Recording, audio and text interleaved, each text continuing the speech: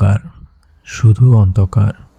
এত গভীর অন্ধকার যে নিজের হাতের তালুও দেখা যাচ্ছে না। আপনার নিঃশ্বাস এত জোরে বের হচ্ছে যে আপনি নিজেই ভয় পাচ্ছেন। পাশের পাকিস্তানি সেনা শুনে ফেলবে কিনা। বুকের ভেতরটা এত জোরে কাঁপছে, মনে হচ্ছে পাঁজরের হাড় ভেঙে বের হয়ে আসবে। ঘামে ভেজা জামা আপনার বুকে লেপ্টে আছে, ঘাড়ে, পিঠে, কপালে, সর্বত্র লবণাক্ত ঘামের চাদর।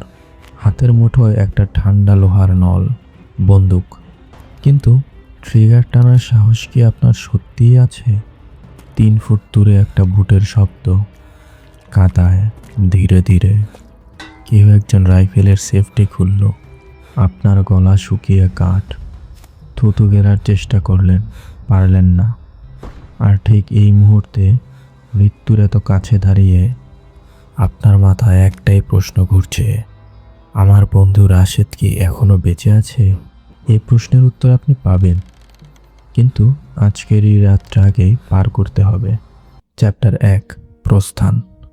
তারিখটা মনে আছে, 1971, মে মাসের শেষ সপ্তাহ। বাইরে বৃষ্টি, মৌসুমি বৃষ্টি, থামার নাম নেই। রাত তখন প্রায় 11টা। মা রান্নাঘরে, খুন্তির শব্দ, পোড়া সরিষার তেলের গন্ধ ঘরময় ছড়িয়ে আছে। সেই পরিচিত গন্ধ যেটা শৈশব থেকে চেনেন। আজ সেই গন্ধটাও কেমন ভারী লাগছে। আপনি জানেন এটাই শেষ রাত, কাল ভোরেই বের হতে হবে সীমান্তের ওপারে ভারতের ট্রেনিং ক্যাম্পে। তারপর হয়তো ফিরে আসবেন একজন মুক্তিযোদ্ধা হিসেবে। মা কিছু জিজ্ঞেস করেনি, গত 3 দিন ধরেই করেনি।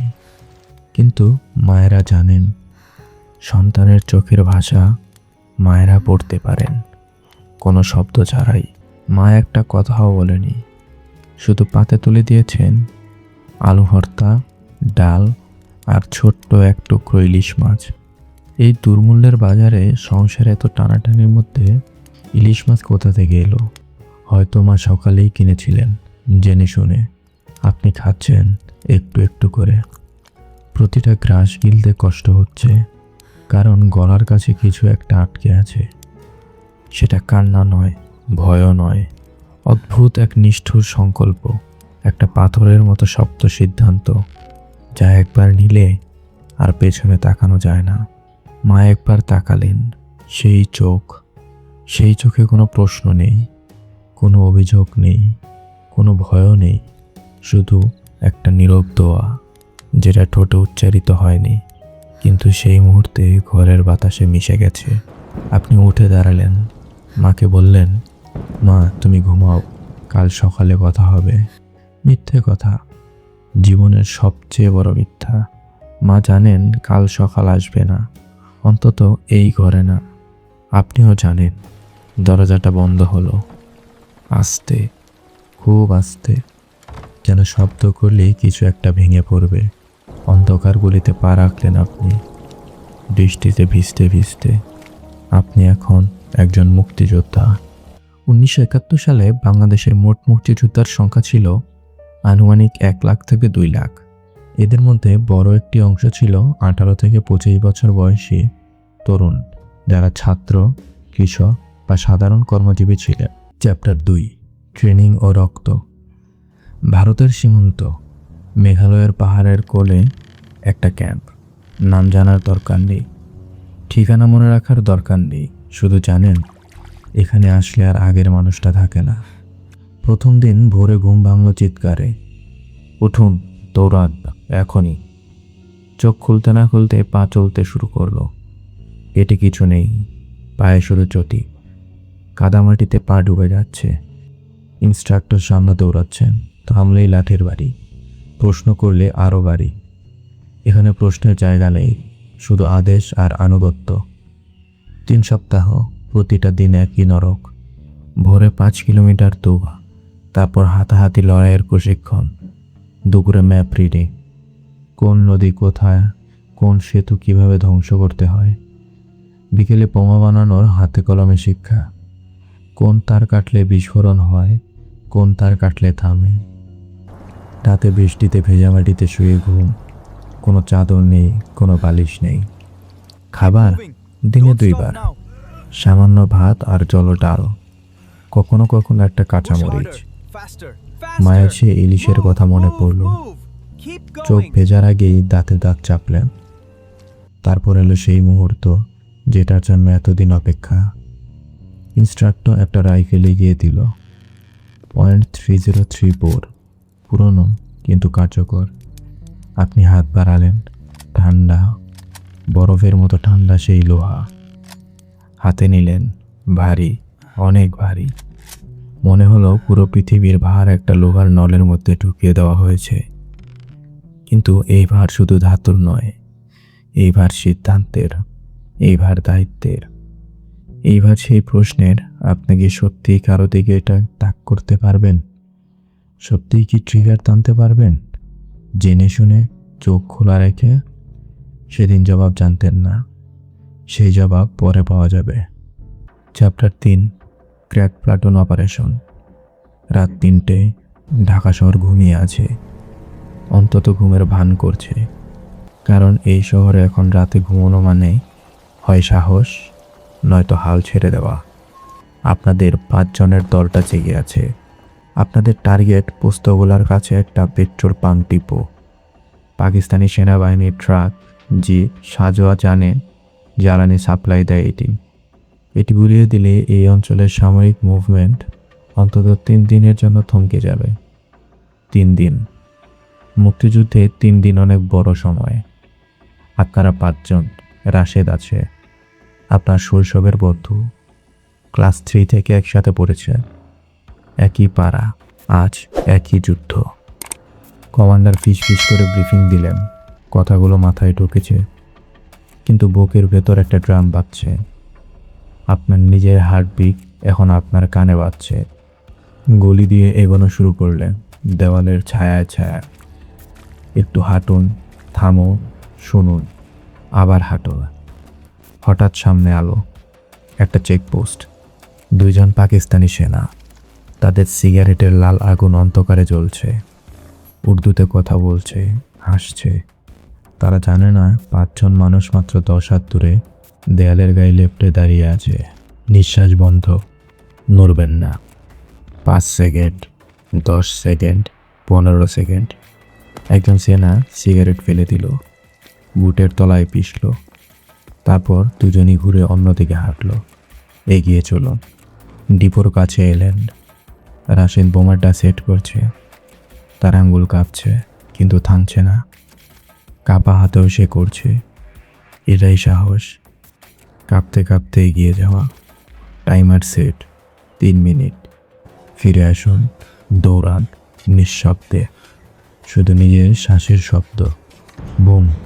আকাশ লাল হয়ে গেল, কমলা, তারপর হলুদ। আগুনের ঢেউ। আপনি পেছনে তাকালেন না, তাকানো যাবে না, তাকানো মানে মৃত্যু। কিন্তু বুকের ভেতর একটা অদ্ভুত অনুভূতি। এটা কি জয়ের আনন্দ, নাকি বেঁচে থাকার অপরাধবোধ, নাকি দুটোই একসাথে? ক্র্যাক প্লাটুন ছিল ঢাকার সক্রিয় একটি বিশেষ গেরিলা ইউনিট, যারা 1971 সালে শহরের অভ্যন্তরে সামরিক স্থাপনায় বোমা হামলা, যোগাযোগ লাইন বিচ্ছিন্নকরণ এবং শত্রুপক্ষের মনোবল ভাঙার অপারেশন পরিচালনা করত। চ্যাপ্টার 4, ধরা পড়ার ভয় ও টর্চার সেল। পরের দিন রাশেদ ফিরল না। আপনি অপেক্ষা করলেন। 1 ঘন্টা, 2 ঘন্টা, 3 ঘন্টা। প্রতিটা মিনিট পাথরের মতো ভারী। কমান্ডার ঘরে ঢুকলো, মুখ দেখেই বুঝলেন ধরা পড়েছে। 2টো শব্দ, কিন্তু এই 2টো শব্দ আপনার পেটের ভেতর পাথরের মতো নামলো। গলা শুকিয়ে গেল, হাত ঠান্ডা হয়ে গেল। আপনি জানেন ধরা পড়া মানে কি। ধানমন্ডির সেই বাড়িগুলোর কথা সবাই জানে। রাজাকারদের মুখে মুখে নাম শোনা যায়। Mohammadpur physical training institute.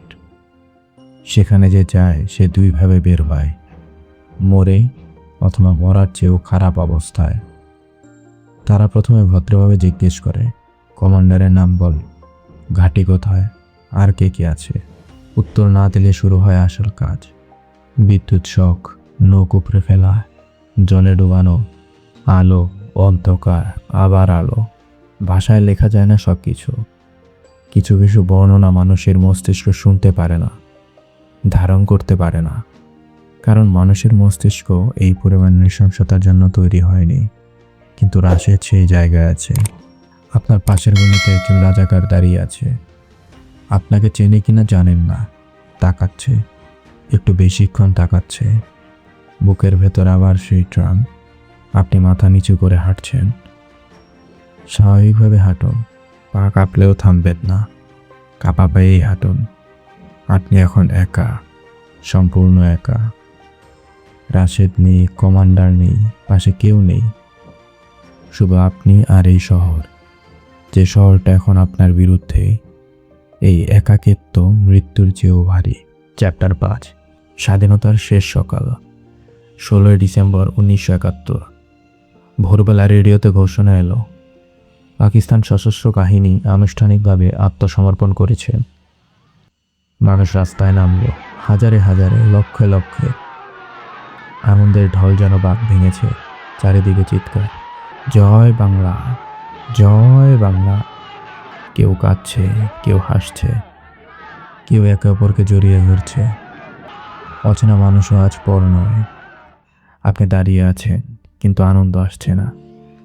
কারণ আপনি রাশেদকে খুঁজছেন। ঢাকার রাস্তায় রাস্তায় খুঁজছেন। মিটফোর্ড হাসপাতালে গেলেন, নেই। ঢাকা মেডিকেলে গেলেন, সেখানেও নেই। মিরপুর ক্যাম্পেও নেই। তারপর কেউ একজন বলল, রাশেদ তো নভেম্বরের শেষে। বাকি কথাটা আর বলল না, বলার দরকার নেই। আপনি বসে পড়লেন রাস্তার মাঝখানে, উৎসবের মাঝখানে, লক্ষ মানুষের ভিড়ের মাঝখানে। আপনার চোখের সামনে একটাই ছবি, রাশেদের সেই রাতের মুখ, পেট্রোল ডিপোর কাছে, বোমার টাইমার সেট করছে। আঙ্গুল কাঁপছে, কিন্তু সে থামেনি, সে থামেনি। স্বাধীনতা এলো, কিন্তু রাশেদ আসেনি। এই বিজয় আনন্দের নয়, এই বিজয় কষ্টের, অসহ্য, চূর্ণ করা কষ্টের। কারণ এই লাল সবুজ পতাকার প্রতিটা সুতোয় কারো না কারো রক্ত মেশানো। প্রতিটি রঙের পেছনে কারো মায়ের কান্না আছে, কারো শেষ রাতের হাতের রান্না আছে, কারো কাপা আঙ্গুলে সেট করা টাইমার আছে। আপনি বেঁচে ফিরলেন, কিন্তু এই বেঁচে থাকাটা কি সত্যিই বেঁচে থাকা? প্রতিটি রাতে রাশেদের মুখ আপনার চোখের সামনে আসে। প্রতিটি 16 ডিসেম্বরে আনন্দের ভিড়ে আপনি একা। বেঁচে থাকার এই ভারটা, এটা কেউ বুঝবে না। 16 ডিসেম্বর পাকিস্তান বাহিনীর 93,000 সৈন্য আনুষ্ঠানিকভাবে আত্মসমর্পণ করে। 9 মাসের এই যুদ্ধে শহীদ হন 30 লক্ষের অধিক বাঙালি। হাজার হাজার মুক্তিযোদ্ধা নিখোঁজ হয়, যাদের অনেকের পরিচয় আজও অজানা। তাদের কবর নেই, স্মৃতিফলক নেই। স্বাধীনতা বিনামূল্যে আসেনি।